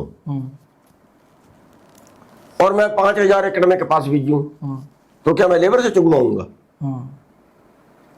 मेरे को सरकार मशीनरी दे दे, सब्सिडी पे ले जा यार, ठीक है, तो मैं तो मशीन लाऊंगा कपास चुगने वाली, जो सारी को चुगती जाएगी, पीछे बंडल डालती जाएगी, दूसरी मशीन और लेके आऊंगा जो उसको उठा के गोदाम में रख देगी। अमेरिका का जो किसान है जी, वो तो आज इतना सक्षम है, इतने पैसे उन्होंने कमा लिए कि उनसे तो मिलने के लिए आपको अपॉइंटमेंट लेनी पड़ती है। उन्होंने वेबसाइट बना रखी है, अपने फार्म में उनसे मिलने जाना है तो परमिशन लेनी पड़ेगी। दवाइयां भी वही बना रहे हैं, वो ब्रेड या जो भी चीजें बनती हैं खाद्य फसलों से वो बना रहे हैं। देखिए अमेरिका के अंदर 50,000 एकड़ का मालिक भी है किसान जी। वो किसान है कि व्यापारी है? व्यापारी है जी इस स्तर पे। तो यहाँ किसान है, यहाँ खेती रोजगार है, वहां खेती व्यापार है। वहां 3% लोग हैं खेती में, वो भी नहीं रहना चाहते। बिल्कुल, वहां 3% लोग खेती में हैं, यहाँ आज भी 50% से ज्यादा खेती में है। भैया कोई मुकाबला तो करो ना, कहीं टिको तो सही। आपकी खेती, आपका रोजगार है, आप इनको खड़ाओगे क्या? यहाँ के तो बेरोजगारी का हाल ये, यहाँ के डोंकी में जा रहे हैं जान खतरे पे रख के बाहर। बिल्कुल, अभी काफी जहाज उस पे कहाँ सोच रहा है देश? ये तो ये आ जाना चाहिए देश, तो कल मरता आज मर जाए। मुद्दों पे बहुत कम बात होती है जी, नेशनल टीवी पे भी हम देखते हैं, वहां पे हल्लेबाजी। मुद्दों पे बात क्यों होगी? जब मेरी बात का आप बुरा मानोगे कि जो मीडिया है, मीडिया का व्यापारीकरण हो गया। चैनल खोला है, मेरे पास पैसे कैसे ज्यादा आएंगे, मेरे को एडवर्टाइजमेंट कैसे ज्यादा मिलेगी, मेरे को सरकार कैसे ज्यादा पैसे देगी, मैं तो वो खबरें दूंगा। अगर मैं सरकार के खिलाफ खबर दूंगा, सरकार मेरी एडवर्टाइजमेंट बंद कर देगी। तो ये व्यापारीकरण हो गया, यहाँ इलाज का व्यापारीकरण हो गया। बचेगा कैसे, देश नरक बना के रख दिया। यहाँ पे शिक्षा का व्यापारीकरण हो गया। ये व्यापारीकरण की चीजें थोड़ी होती हैं। बिल्कुल, ये तो शिक्षा है या फिर खाद्य पदार्थ है या जनरल जरूरत की चीजें हैं, उनको व्यापारीकरण नहीं होना चाहिए। हो गया, आपके सामने है। बिल्कुल, आप जो बात कर रहे हैं चैनलों की, ये भाई ये तो चौथा स्तंभ है आजादी का। बोलने की आजादी, बोलो जो गलत है गलत को बोलो, गलत का प्रचार करो ना जी, गलत का प्रचार करो, हमारी जनता को पता चल जाए भी ये काम गलत हो गया है। ये प्रचार करते हैं गलत को ठीक करने का। बिल्कुल, गलत को ठीक करने के पैसे मिलेंगे कि भैया मैंने गलत कर दिया, गलत को अच्छा बताना है, हम आपको पैसे दे देंगे। और कर रहे हैं आपके सामने। ये जो अभी कई संगठन हैं जो समाज में और काम कर रहे हैं, अभी देखने को जैसे जनता सरकार मोर्चा है, हमारे इसी शो में वो देवेंद्र बल्हारा जी आए थे, और जो आपके बेटे हैं अर्शपाल जी, वो जो अभी 23 मार्च को उन्होंने जो रैली की थी समालखा में, वहां पे वो पहुंचे थे। तो क्या कहीं ना कहीं चढ़ूनी ग्रुप का जेएसएम के साथ किसी भी प्रकार का कोई भविष्य में कोई प्लानिंग है किसी संगठन की, या कहीं विचारधारा मेल खाती है? तो इस प्रकरण को किस तरीके से देखा जा सकता है? देखिए, जो भी आदमी, जो भी संस्था, जो भी वर्ग जी देश को बचाने के लिए काम करेगा, हम हर उस आदमी के साथ में खड़ेंगे जी, और अपना कुछ वार ना पड़ा वो वार के भी साथ में खड़ेंगे जी। अगर देश को बचाने के लिए कोई आगे आता है, बस बेचने के लिए आगे ना आए जी। आपके इस पूरे सफर के दौरान, 33 साल के सफर के दौरान, आपके जीवन का किसानों के लिए सबसे कठिन फैसला कौन सा रहा है कि ये फैसला मेरे लिए सबसे कठिन था और मैंने ये फैसला लिया लोगों के लिए? देखिए, फैसले तो बहुत से आते हैं जिनमें सरकारों के खिलाफ लड़ना पड़ता है, और सरकारें फिर जो है वो आपको पता है फिर जो करती हैं। बिल्कुल। तो हर फैसला ही जो है आंदोलन का, वो कड़ाई से, वो सख्ताई से ही लेना पड़ता है, क्योंकि उसमें पता है कि सरकार के तो खिलाफ हम बोलेंगे, सरकार उस पर सब कुछ करेगी हमारा। इसलिए कोई मतलब उसमें ये नहीं कहा जा सकता कि कोई फैसला कोई इस तरह का है जिससे सरकार का नुकसान ना हो, या सरकार जिसमें कोई हमारे खिलाफ ना हो। सरकार तो हर फैसले पे हमारे खिलाफ होती है। आपने इतनी लंबी लड़ाई लड़ी, चुनाव लड़े, देखा कि हमारे यहाँ पे लोग वोट कैसे देते हैं। चुनाव भी हालांकि आपने किसानों के लिए लड़े, पर लोगों ने वहां पे साथ नहीं दिया। आपने बताया कि यहाँ पे या तो धर्म और जाति के लिए वोट दी जाती है, या फिर दूसरे को हराने के लिए वोट दी जाती है, मुद्दों पे वोटिंग नहीं होती। तो अभी आपका जो किसानों के लिए संघर्ष है वो आज भी जारी है। आप अभी भी लगे हुए किसानों के लिए कि भाई मैं क्या ना कर दूं किसानों के लिए। कोई भी लड़ाई है आप आगे होते हो, हम देखते हैं हर जगह पे। तो इतना कुछ होने के बाद भी समाज की तरफ से, राजनीति में, किसानी में, संघर्ष में, आपको क्या प्रेरणा देता है? आप आज भी डटे हुए हो इस फील्ड में। देखिए, वैसे तो अगर देखें तो जो लोगों की नेचर है उस हिसाब से इनके लिए काम नहीं करना चाहिए। क्यों अपनी जिंदगी बर्बाद करे किसी के लिए जी? जब उनका इतना कर दिया, निस्वार्थ कर दिया, तब भी वो एक वोट नहीं दे सकते जो उनके पास है। बिल्कुल। तो हम इनके लिए काम क्यों करें? बिल्कुल। नंबर एक तो ये चाहिए जी।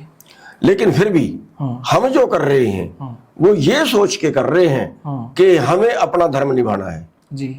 अगर परमात्मा ने कोई समझ दी है, अगर परमात्मा ने कोई क्षमता दी है जी, तो हम उसको सदुपयोग करें जी। उसका दुरुपयोग ना करें जी, उसका सदुपयोग करें। इसलिए हम उन सभी चीजों को भुला के, उन सभी चीजों को पीछे छोड़ के ये कर रहे हैं कि ठीक है, ऊपर वाले की जो मर्जी है, हम इनके जितना भी हमारे में क्षमता ऊपर वाले ने दी है, उसके लिए अपनी तरफ से अच्छा करेंगे। उसका किसी का फायदा उसमें हो सके तो, ना हो सके तो फल तो ऊपर वाले ने देना है। फल तो आदमी के हाथ में ज्यादा नहीं होता। हम जो कहें वही होगा ऐसा तो कभी नहीं होता। हमारे एक विचारधारा होती है, ऊपर वाले को मंजूर हो तो परले पास हो जाती है, ना मंजूर हो तो नहीं होता। हम कई बार आंदोलन भी लड़ते हैं और उसमें सारी तकलीफें भी झेली, सब कुछ हुआ, लेकिन फल नहीं लगा। ऐसे ही चुनाव का है। चुनाव तो हम ये लड़ रहे थे कि वहां जाके जो करवा सकते हैं वो सड़क में बैठ के नहीं करवा सकते, जो विधानसभा में बैठ के करवा सकते हैं वो सड़क में बैठ के नहीं करवा सकते। ठीक है, इसलिए लड़ रहे थे, लेकिन लोग उस चीज को नहीं समझते। नहीं समझ तो मत समझो भाई, आपकी मर्जी है। और एक चीज यहाँ पे और है, यहाँ पे पैसे से सत्ता चलती है। यहाँ पे राजनीति का व्यापारीकरण हो गया, जैसे मैं बता रहा हूँ। यहाँ चैनलों का व्यापारीकरण हो गया, यहाँ पे शिक्षा का व्यापारीकरण हो गया, यहाँ पे स्वास्थ्य का व्यापारीकरण हो गया, यहाँ पे राजनीति का व्यापारीकरण हो गया। पैसे से सत्ता और सत्ता से पैसा। 5 करोड़ देके टिकट खरीदेंगे, 10 करोड़ ऊपर खर्चेंगे, बिल्कुल दारू पिलाएंगे, लालच भी देंगे, रात को पैसे भी बांटेंगे। अगर एक तरफ आप देवता को खड़ा दो और देवता ने हराम का तो कमाया नहीं होगा, बिल्कुल, तो देवता के पास वोट नहीं पड़ेंगी। और राक्षस, दूसरी तरफ राक्षस खड़ा दो जो कत्ल कर करके खाता हो, गुंडा हो, बेईमान, लुच्चा, लफंगा, कैसे ही हो। अभी यूपी की खबर आ रही थी कि 21 मुकदमे बड़े गंभीर दर्ज हैं। पुलिस एनकाउंटर के लिए ढूंढ रही है, उसने बीजेपी ज्वाइन कर ली। अब ऐसे लोग अगर आगे आएंगे और उनके पास तो पैसा होगा, वो पैसा खर्चेंगे।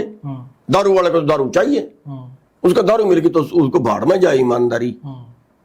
पैसे वाले को अगर किसी को, गरीब आदमी को 20,000 रुपए मिल गया, वो कहेगा भाड़ में जाए देश, तो उसको वोट डाल। तो यहाँ वोट व्यापारीकरण हो गया। तो पैसे वाले को वोट डलती है, और अगर पैसे वाले ने पैसा खर्च के वोट डलवाई तो फिर वो तो कमाएगा भी। तो बिल्कुल कमाएगा जी। अगर किसी ने एमएलए पे 15 करोड़ खर्चा तो भैया 100 करोड़ तो वो कमाएगा, बिल्कुल कमाएगा। अब उसका जो बॉस है उसको भी पता है यार, तूने 5 करोड़ इससे टिकट देने के लिए लिए थे, तो फिर अब ये कमाएगा नहीं, तो उसको कैसे रोकेगा जी। इसीलिए आप देख लो, जितने डेवलपमेंट हो रही है, जितनी डेवलपमेंट हो रही है, ये इससे आधे पैसे में इतनी हो सकती है जी। बिल्कुल, बाकी सारा कमीशन में जा रहा है। अभी आप कितना घटिया सामान लग रहा है। अभी अब एक पुल से आ रहे थे, वो अरे जी इस पुल को तोड़ के नया बनाएंगे जी रोड पे। अभी 40 साल पहले तो पुल बना है। अगर वो 40 साल में पुल कंडम हो जाता है तो फिर अंग्रेजों के जमाने का तो वो मारकंडे पे पुल है, अभी तक है, वो है, चल रहा है आपके सामने। वो कैसे चल रहा है जी, इससे कम माल खर्च हुआ उसमें। और उस समय में अंग्रेज तो बहुत बुरे थे। अंग्रेजों के जमाने में तो चीज बढ़िया थी। रेल भी अभी तक चल रही है वही। उनका उसका पुल भी, रेल का पुल भी चल रहा है आपके सामने, चल रहा है जी। ये 40 साल में कैसे कंडम हो गया। यहाँ पे जितने पैसे में सड़कें बन रही है ना, इतने पैसे में 2 सड़कें बन सकती है जितने में एक बन रही है। और कोई भी चीज एबीसी कुछ भी उस पे सब पे इतनी बड़ी डकैती है। हमारा हरियाणा का तो खासकर बहुत बड़ी मतलब संख्या में कि जो जनसंख्या है वो किसानी से जुड़ी हुई है। तो युवा कहाँ जा रहा है हमारा आज के टाइम पे, किसानों के बेटे, मतलब किस तरफ चल पड़ी है ये दुनिया। देखिए, या तो देश छोड़ के जा रहे हैं, काम तो है नहीं, और जो बेचारा शरीफ है वो 10,000 रुपए में 12-12 घंटे काम कर रहे हैं, किसी कंपनी में, किसी फैक्ट्री में, किसी बड़े मॉल में। ऐसे ही तो है, ऐसे ही है। खड़ी ड्यूटी, खड़ी तरस आता है कई बार तो। मतलब 12 घंटे से एक बच्चा खड़ा है, 12 घंटे से एक आदमी लगातार खड़ा है, स्टूल बैठने के लिए नहीं। ये जो अभी कंपनीज आई है नई हमारी मार्केट में, मोबाइल कंपनी है, इलेक्ट्रॉनिक्स का सामान बेच रही है, जो नौकरी पहले हमारा युवा सोचता था कि मैं पढ़ू लिखूंगा और इतनी 50-60 हजार की 1 लाख रुपए तक की मैं मंथली नौकरी, सरकारी नौकरी लगूंगा, अब ट्रेंड ये आ गया कि वही युवा ये सोचता है कि मैं इस कंपनी में यार 15,000 रुपए की जॉब करूं। वो जो हमारी मेंटलिटी है, खर्चे तो हमारे बढ़ गए, बट हमारी जो नौकरी पाने की जो मेंटेलिटी थी युवाओं की, वो डाउन कैसे आ गई? वो स्तर यहाँ पे कैसे खड़ा अरे करें क्या अगर आपको 50,000 की नौकरी मिले ना और आपका परिवार भूखा मरे, आपकी ही जिम्मेवारी हो, और आपको 15,000 मिले तो आप 15 में भी करोगे, बिल्कुल, क्योंकि और है ही नहीं। बिल्कुल, ठीक है। तो ये यहाँ के युवाओं को सुसाइड क्यों बढ़ रहे हैं? सुसाइड बहुत बड़ा है। कितना सुसाइड कर रहा है युवा? घर का खर्चा नहीं चलता, पैनिक में बहुत रहते हैं। है जी, पैनिक बहुत, दिमाग में वो पैनिक बहुत। मैं कह रहा परिवार का खर्चा नहीं चलता, वो टेंशन बढ़ गई, टेंशन में अब कईयों में तो बर्दाश्त कैपेसिटी होती है, ये में नहीं होती है। और ये कंपनियां जो है ये कसाई होती है। इनको ये थोड़ी देखना है कि ये मेरा जो वर्कर है, अरे मेरे बच्चे जैसा है, इसका खर्चा चल रहा है कि नहीं चल रहा है।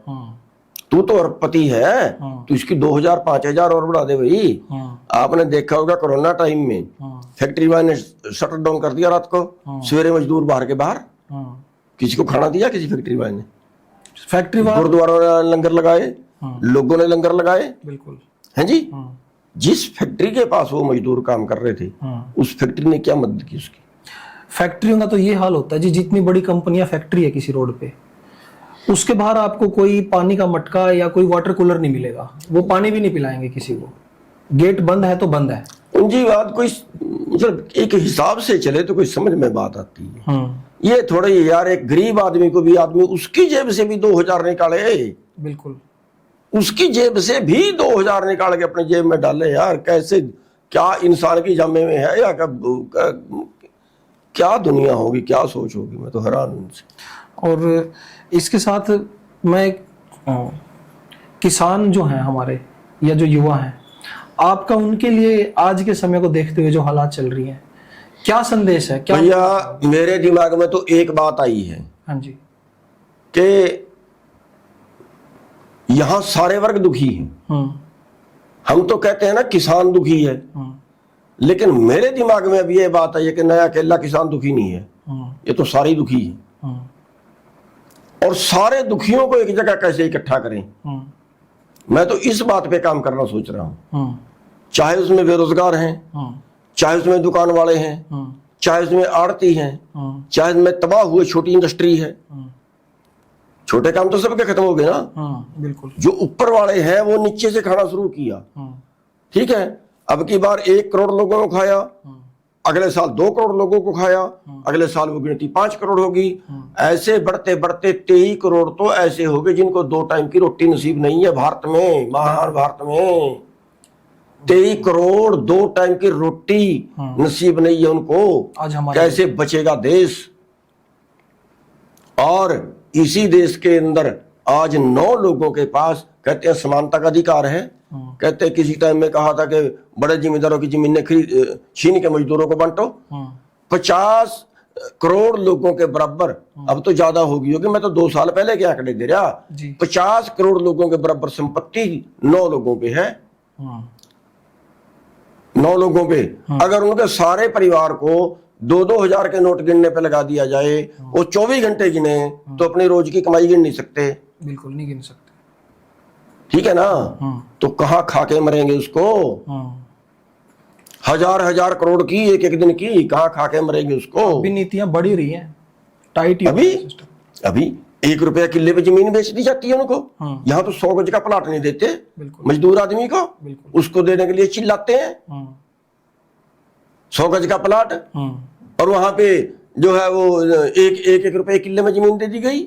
ये वही आ गया कि पैसे से सत्ता, सत्ता से पैसा आपके सामने है। यहाँ पे तो क्या है, कंपनियां बेच दी, बैंक बेच दिए, यहाँ पे तो संस्थाएं की संस्थाएं बेच दी, यहाँ तो रेलवे बेच दी, यहाँ तो हवाई अड्डे बेच दिए। छोटा क्या है? ऐसे में छोटा किसान कैसे सरवाइव कर पाए? छोटा यहाँ बड़ा नहीं बचेगा। किसान है, किसान सारे छोटे हैं, बड़ा कौन सा यहाँ पे? ये फाइनल स्टेटमेंट है जी। अरे 18 एकड़ से बड़ा तो है ही नहीं। छोटा क्या होता है? अमेरिका में तो 2, 4, 5 एकड़ तक का किसान, अमेरिका में तो भाई 2000 एकड़ का है छोटा किसान, 2200 एकड़ का है। और हम उनकी नीतियां यहाँ लागू, यहाँ तो 18 एकड़ से ज्यादा की। यहाँ बड़ा किसान है कौन? यहाँ तो बड़ा किसान है ही नहीं जी।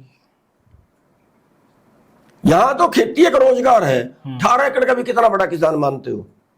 18 एकड़ भी अगर देखा जाए तो सिर्फ खेती के दम पे अपना परिवार का भरण भाई 18 एकड़ से 10 लाख कमा लेगा बिल्कुल साल में, बिल्कुल 10 लाख कमा लेगा, ज्यादा से ज्यादा अगर ठीक ठाक परमात्मा ने बारिश टाइम पे की और तो 10 लाख कमा लेगा। अरे 10 लाख तो एक लाइनमैन की तनख्वाह है। बिल्कुल जो बिजली वाला लाइनमैन है ना, जो पक्का है, 10 लाख तो उसकी तनख्वाह है। बिल्कुल एक अफसर की 3 लाख है, और उसके बच्चों बीमार हो जाएगा तो सारा इलाज सरकार का, पढ़ाई का इलाज खर्चा सरकार का, रहने का खर्चा सरकार का। किसान को तो सारे अपने डालने हैं भाई।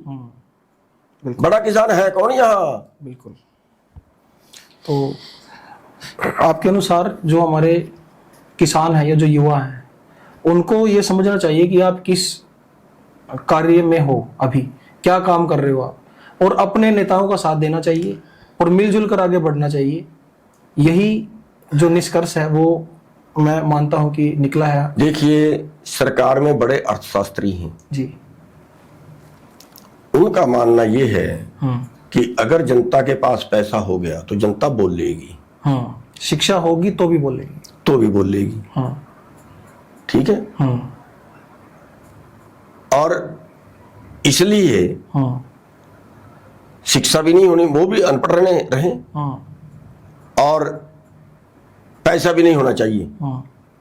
वो कहते हैं कि एक भूखा आदमी आपके पास काम करवाने के लिए आया, भूखा आदमी आपके पास रोटी मांगने के लिए आया, आप उसको कहो भैया ये पहले काम करते फिर रोटी मिलेगी, तो वो करेगा।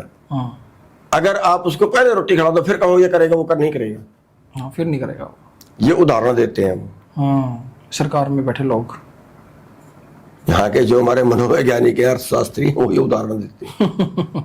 ठीक है। इसलिए जनता को भूखी रखो, पहले भूख दो, फिर उनको भीख दो कि भैया देखो आप गरीब लोग हो, हम आपको ये 5 किलो अनाज दे रहे हैं।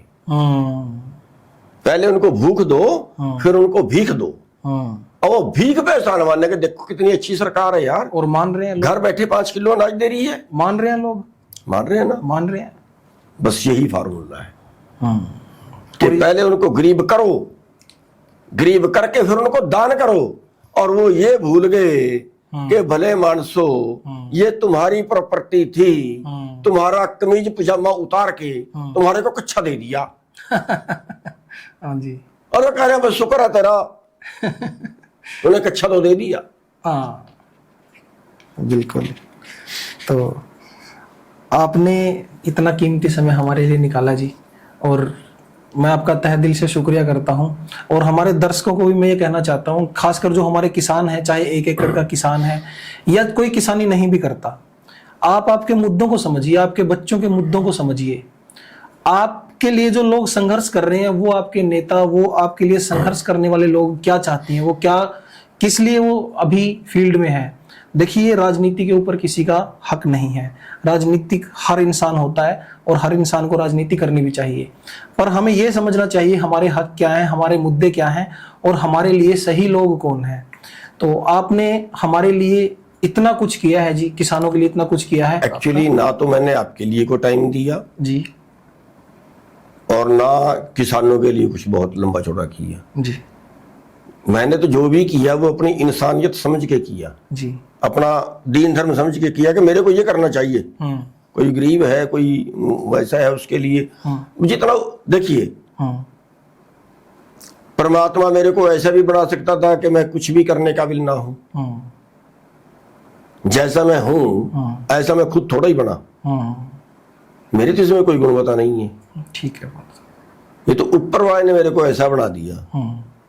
ऊपर वाला मेरे को ऐसे घर में भी पैदा कर सकता था जहां पे रोटी ना चले, कर सकता था ना। बिल्कुल। मैं क्या कर लेता उसका। बिल्कुल। उसने जहां लगाया है, जहां उसने जो काम सौंपा है, जो करवा रहा है, वो उस मालिक का है, मेरा कुछ भी नहीं उसमें नहीं है। और दूसरी चीज, जो टाइम है वो सभी लोगों के लिए ही है। उसमें से आपके साथ भी जो मैंने टाइम लगाया है, ये भी उन्हीं लोगों के लिए लगाया है जी। और जहां तक लोगों का सवाल है, मैं उनसे ये कहना चाहूंगा कि आप मेरे लिए मत आइए, हाँ, मेरे लिए मत आइए, बिल्कुल, मेरे लिए क्या आना है, मेरा क्या करोगे आके। हाँ, मेरे पास तो परमात्मा ने रोटी अच्छी दी है। हाँ, बहुत से लोगों को तो ये है कि रोटी मिलती नहीं है बेचारों को, हाँ, बहुत से लोगों को मिलती है, उनको खाने का टाइम नहीं है। हाँ, मेरे पास तो आनंद है, खाने का टाइम भी पूरा है भाई। हाँ जी, और फिर कईयों को तो होती है और खाने का टाइम पर उनको खपती ही नहीं है। हाँ, जायज बात है। मेरे को तो परमात्मा ने ऐसा शरीर दिया है हाँ, कि 65 साल की उम्र हो गई, जो मर्जी खिला दे जहर को छोड़ के, सब खपता है। हाँ, हैं जी। हाँ जी, तो मेरे में कुछ नहीं है, उस मालिक की कृपा है। लेकिन मैं लोगों को ये कहना चाहूंगा, अरे मेरे लिए नहीं, अपने लिए तो आ जाओ, अपने बच्चों के लिए तो आ जाओ। हाँ, उनको क्यों मार रहे हो, संगठित हो जाओ, क्यों मार रहे हो उनको? बिल्कुल, क्या आप अगली पीढ़ी को क्या देके जा रहे हो? लड़ नहीं सकते क्या? हाँ, जेल में चले जाओगे, फांसी टंग जाओगे क्या? हाँ, 4 लाख लग जाएंगे, मर जाओगे क्या? एक्सीडेंट होके मर गए तो क्या होगा? हाँ, डंडे से ही डरते होंगे। बिल्कुल, अगर रास्ते में एक्सीडेंट होके मर गए फिर हाँ, कितने आज देखो ना अस्पतालों में जाके, हाँ, बहुत भीड़ है, कहां कहां से टुट्टे पड़े हैं, हाँ, हैं? बिल्कुल, बीमार हो गए फिर क्या करोगे? हाँ, तो अपने लिए तो आ जाओ भाई। हाँ, अपना कुछ इंसानी तीन धर्म भी तो समझ लो, हाँ, उसके लिए तो आ जाओ जितना कर सकते हो। देखिए, हाँ, जब श्रीलंका पे चढ़ाई करनी थी हाँ, तो श्री रामचंद्र जी पुल बना रहे थे। हाँ जी, एक काटो हाँ, रेते में लिटती थी, फिर समुद्र में डुबकी लगाती थी, फिर रेते में लिटती थी, फिर समुद्र में डुबकी लगाती थी। हाँ, एक कौवे ने पूछा कि काटो तू क्या कर रही है? हाँ, उसने कहा जी मैं ये पुल बना रहे हैं, हाँ, धर्म युद्ध है, हाँ, इस धर्म युद्ध में अपना सहयोग डाल रही हूँ। हाँ, उसने कहा तेरे इतने से रेत से हाँ, ये पुल बन जाएगा लंका पे समुद्र में, हाँ, क्यों परेशान हो रही है? हाँ, वो कहती है जी पुल बने ना बने, हाँ, सवाल ये नहीं है कि मेरे बनाने से पुल बन जाएगा, हाँ, सवाल ये नहीं है। हाँ, सवाल ये है कि मेरा जो धर्म है, मैं अपना धर्म निभा रही हूं, बिल्कुल, मुझे ये करना चाहिए। सही बात, जो मेरे जितनी मेरे में परमात्मा ने कैपेसिटी दी है, हाँ, जितनी मेरे में समर्था दी है, उतना ही तो कर पाएंगे भाई। उतना तो आप करो जितना आप कर सकते हो, उससे ज्यादा तो नहीं कर सकते, बिल्कुल, लेकिन उतना तो करो।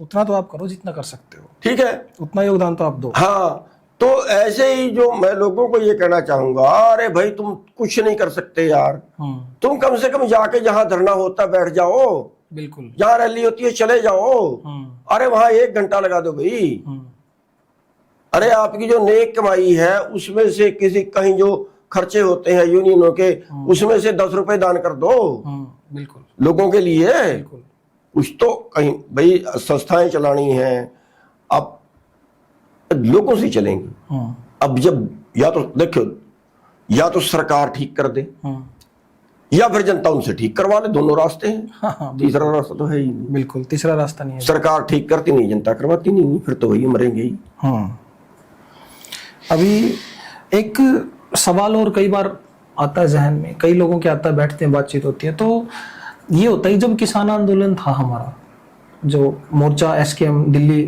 डटे हुए थे चारों तरफ, तो सरकार से कई मीटिंग हुई किसान नेताओं की, पर मोदी जी किसी भी मीटिंग में उपस्थित नहीं थे।